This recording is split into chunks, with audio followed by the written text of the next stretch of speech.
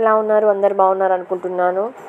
ఈరోజు మినప గారెలు చేస్తున్నాను అనమాట. మినపప్పు పట్టి పెట్టుకున్నాను. దాంట్లో సాల్ట్ ఉల్లిపాయలు, పచ్చిమిరపకాయలు కట్ చేసి పెట్టుకున్న ఆయిల్ హీట్ అయింది. దాంట్లో ఒక్కొక్కటి వేసుకుందాం. ఎప్పుడైనా మీరు ఇలాంటి గారెలు చేసేటప్పుడు సాల్ట్ పట్టేటప్పుడే వేసుకోండి. ఎందుకంటే మళ్ళీ సాల్ట్ సపరేట్గా వేస్తామంటే కొంచెం జోరుగా అవుతుంది. దాంట్లో వాటర్ ఉంటాయి కదా, ఆ వాటర్ అవ్వడం వల్ల కొంచెం జోరు అవుతుంది. పట్టేటప్పుడే వేసుకోండి. ఇప్పుడు ఇది ఇట్లా చేసేటప్పుడు షేప్ రావట్లేదు, కానీ ఆయిల్ వేసినప్పుడు మాత్రం మంచి షేప్ వస్తుంది. ఒకసారి చూడండి ఒకసారి. దానికి వచ్చి షేప్ రావట్లేదని అగోండి, మంచిగా ఆయిల్లో స్విమ్ చేస్తాను అన్నమాట.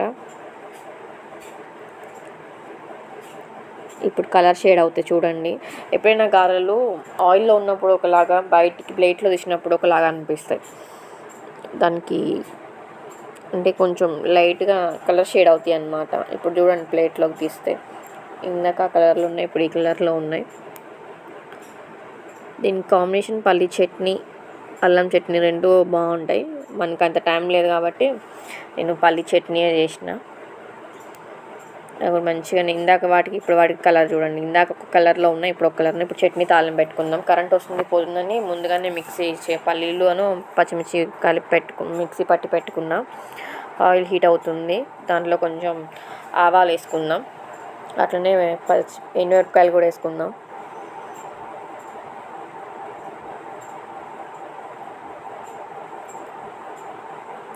ఎండుమిరపకాయలు కూడా వేసుకొని, నా వీడియో కనుక నచ్చితే ఫ్రెండ్స్ మీరు లైక్ చేసి, షేర్ చేసి, సబ్స్క్రైబ్ చేసుకోండి. ఫ్రెండ్స్ మర్చిపోతున్నారు, మీరు ఎవరు నాకు లైక్ చేయట్లేదు, సబ్స్క్రైబ్ చేసుకోవట్లేదు. ఎండుమిరపకాయలు వేసుకుంటున్నా, ఒక 3 తుంచి వేసుకున్నా. ఇప్పుడు కరివేపాకు వేద్దాం. కరివేపాకు వేసేటప్పుడు చూడండి ఒకసారి, టప్ప సౌండ్ వస్తుంది. చిటపట అంటుంది. అట్లా ఆయిల్ చిట్లి ఎన్నిసార్లు నా మీద పడ్డదంటే అన్నిసార్లు పడ్డది. అట్లా ముక్కలు చేసేస్తే దాంట్లో ఒక ఆయిల్ పోతుంది, మంచి టేస్ట్ ఉంటుంది. ఆయిల్ చట్నీలో పిండుకొని తింటే సూపర్ ఉంటుంది అనమాట.